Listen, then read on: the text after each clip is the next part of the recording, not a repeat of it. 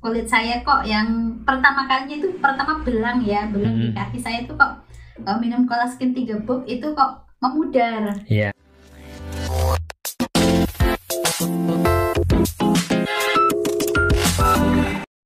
Oke, assalamualaikum warahmatullahi wabarakatuh. Semangat pagi, salam Indonesia makmur raya berkeadilan.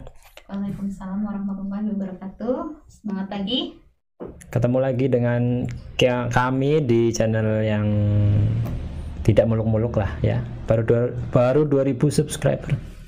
Tapi jangan lupa subscribe ya, yang belum subscribe biar channel ini terus berkembang. Halo Mbak Titin, apa kabar? Halo Mas Dono, halo semuanya.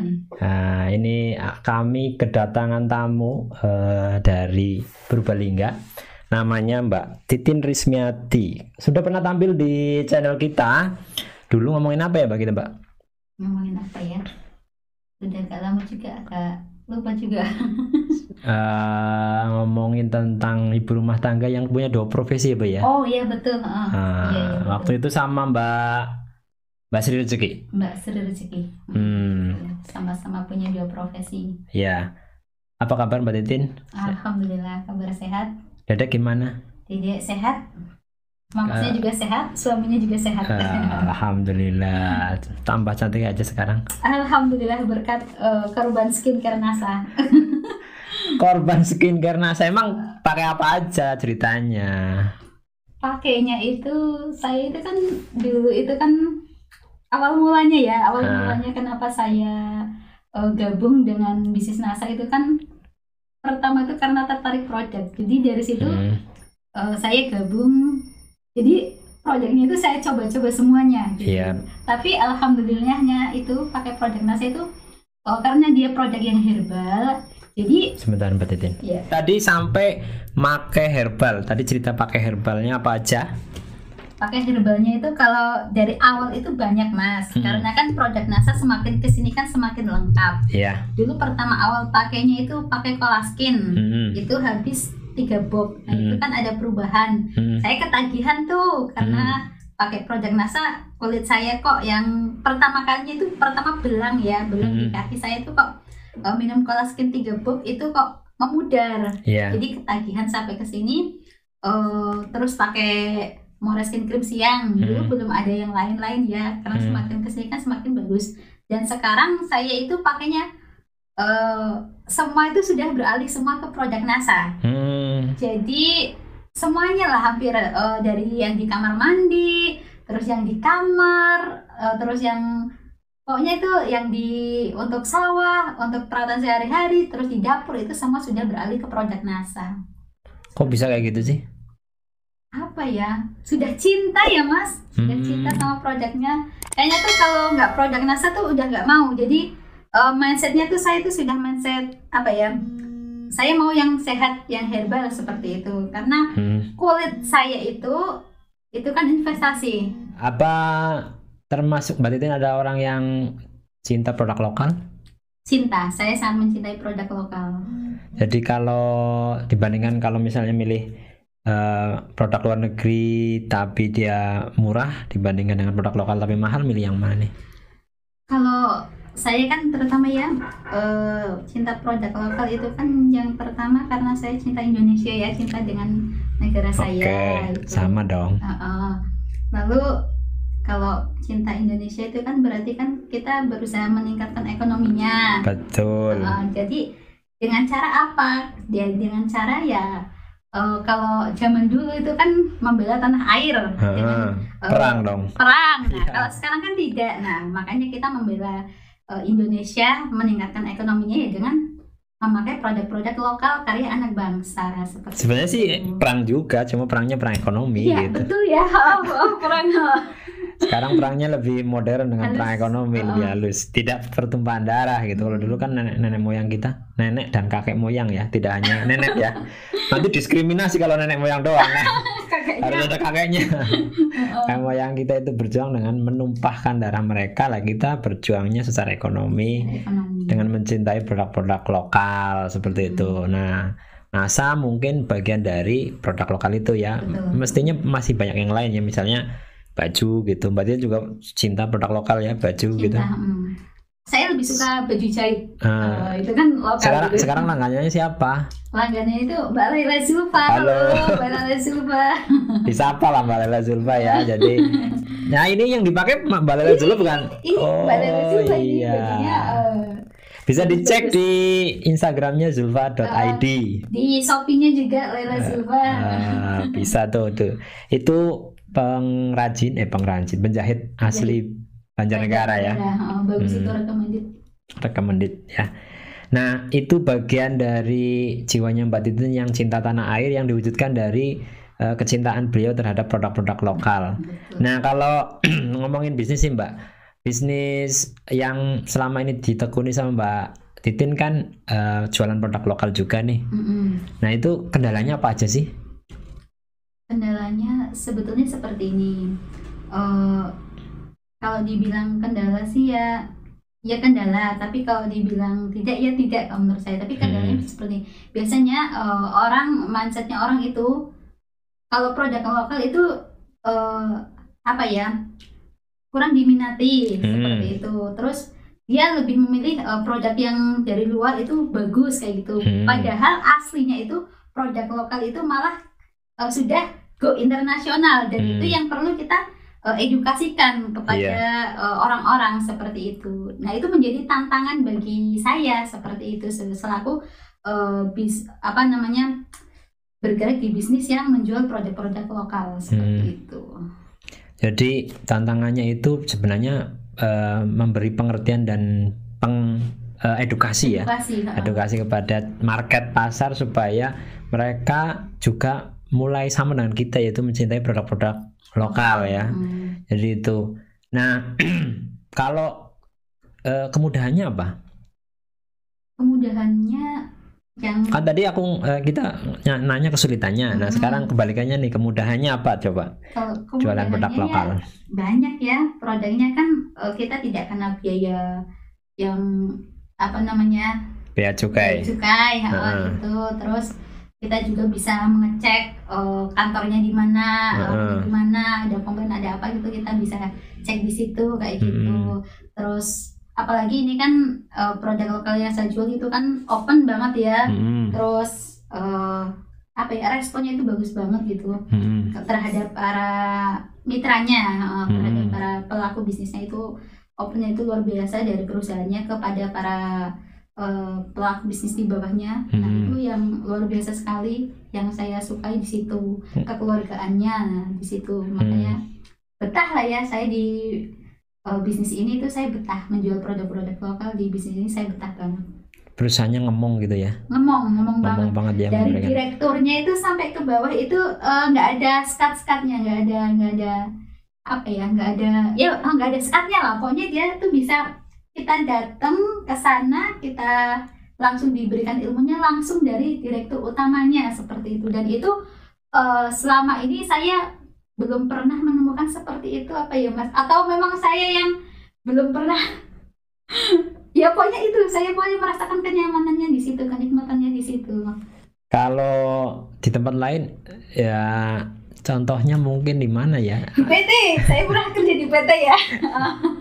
Jangan sebut merek. Oh ya, enggak. Saya bilang saya pernah kerja di PT.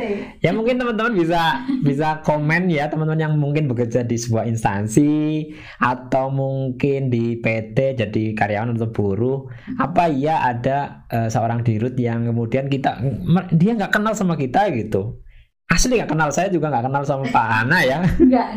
Tapi kalau saya datang sana ketemu Pak Hana itu ya disambut, ketemu, diajak ngobrol pun mau gitu ya.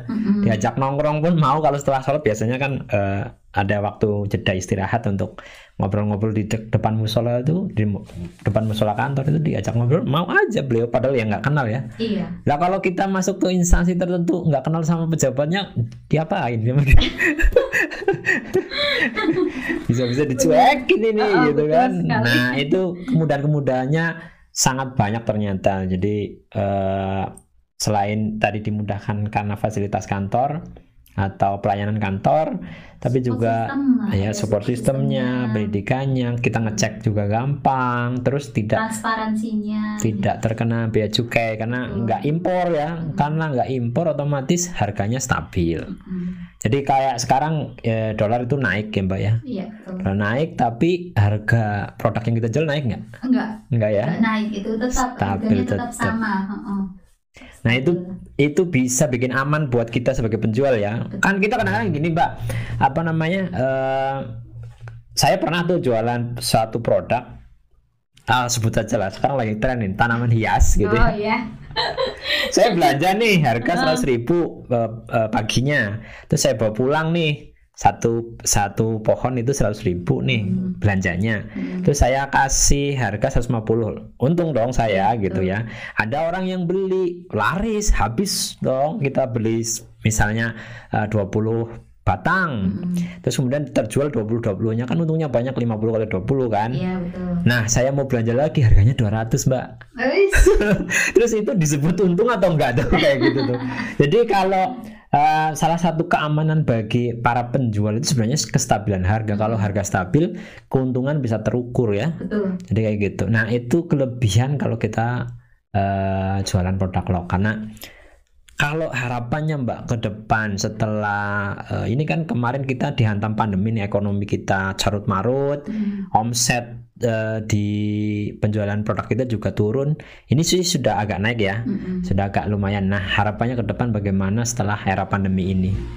Ya harapannya ya apa ya, semakin omsetnya semakin bertambah, lalu jaringannya semakin besar, lalu yang belum bergabung nih di bisnis kita segera bergabung, karena nanti kita akan menjadi keluarga besar yang sama-sama membangkitkan ekonomi kita, membangkitkan ruang lingkup kecilnya membangkitkan ekonomi keluarga, ruang lingkup besarnya itu membangkitkan ekonomi Indonesia, seperti itu. Nah itu kalau misalnya nih subscriber ini apa ya namanya ya, itu ada yang mau bergabung, kemana Mbak? Boleh langsung ya chat saya ke nomor WA saya ya, atau ke Facebook saya. WA dulu ya, 0878 3740 7468. Kalau mau ke Facebook saya ya, Facebook Titin Resmiati ya, nanti ada di bawah sini ya. Ya, nanti saya tampilkan di layarnya. Atau misalnya bisa cek link di deskripsi ya. Jadi teman-teman kalau yang mau bergabung bisa menghubungi beliau Mbak Titin Resmiati. Terutama yang mak-mak ya. Kalau yang mak-mak gabung sama saya, mau nanti istri saya cemburu. Langsung sama-sama mak-mak ya. Sebelumnya sama Mbak Titin aja di Purbalingga, beli alamatnya. Nah itu harapan-harapannya Mbak Titin. Kalau yang sudah digapai apa aja Mbak di bisnis ini?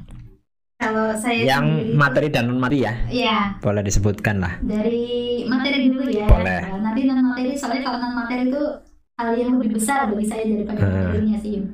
Kalau non materi itu alhamdulillah kebutuhan saya itu bisa saya cover sendiri. Suami saya memang memberikan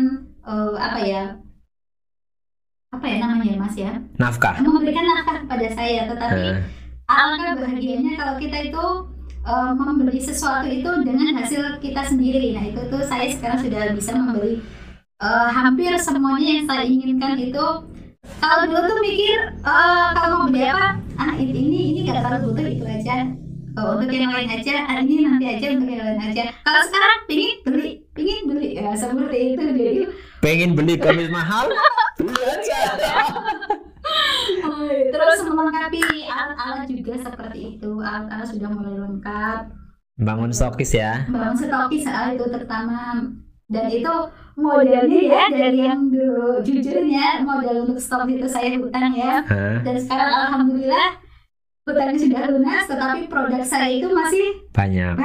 Nah itu yang luar biasa sekali. Padahal ikut arisan tercover semuanya seperti itu. Jadi luar biasa sekali untuk secara materinya Mas. Nah yang non materinya? Kalau non materi ini ya Allah itu luar biasa sekali ya. Saya sangat bersyukur bisa bergabung di bisnis ini. Apalagi saya berada di jaringan beliau, mentor saya yang luar biasa Mas Nuno ini. Saya itu ibu rumah tangga yang gaptek, itu yang gaptek ya. Dan saya itu dulu waktu awal bergabung itu Facebook aja itu cara ngepost itu nggak tahu. Tapi sekarang ini saya lagi belajar menjadi YouTuber loh sama beliau. Itu luar biasa sekali. Jangan lupa subscribe, wah, kan?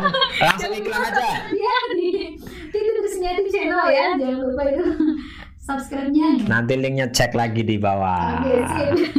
Jadi. Itu sedang belajar jadi YouTuber. Lalu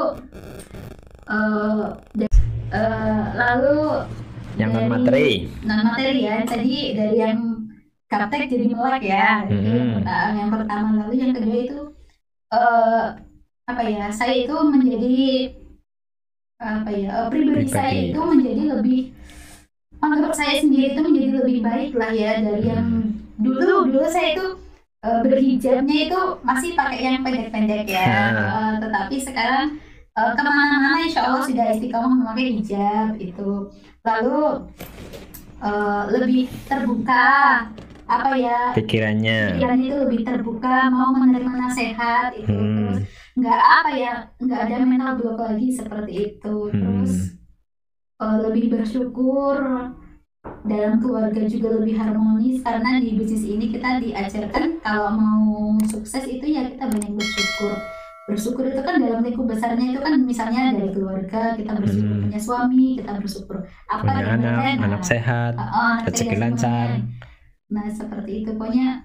Kalau dari non materi itu kalau mau saya ceritakan itu banyak banget ya. Pokoknya nggak cukup dia satu hari. Sampai speechless loh. Kan bisa dilihat tuh.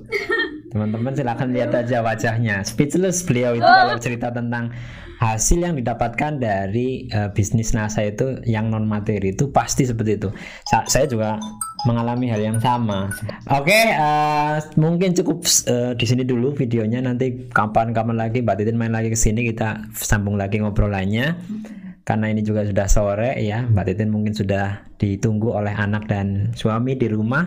Terima kasih Mbak Titin atas kehadirannya di podcast pertama saya setelah, kalau podcast online sudah sering ya di channel ini, tapi podcast yang offline dengan suasana baru pertama kali yang merasakan Mbak Titin nih. Iya. Mudah-mudahan tidak kapok ya. Sama sekali lagi. Oke, terima kasih. Cukup sekian teman-teman. Wassalamualaikum warahmatullahi wabarakatuh. Salam Indonesia makmur raya berkeadilan. See you next video. Jangan lupa subscribe. Yes.